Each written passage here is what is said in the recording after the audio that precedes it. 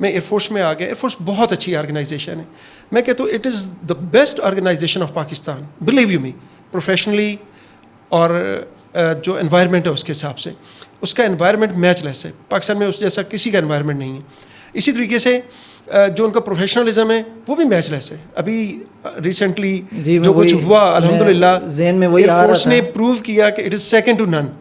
مطلب وہ اپنے کام سے کام رکھتے ہیں, مطلب چاہے وہ چیف آف دا اسٹاف ہوں یا ایک ایئر مین ہوں لوئسٹ جو پوزیشن پہ ہے, اس نے اپنا کام کرنا ہے اور اس نے اپنا کام اس طرح سے کرنا ہے جیسے اس کو بتایا گیا ہے یا جس طرح سے کتاب میں لکھا ہوا ہے.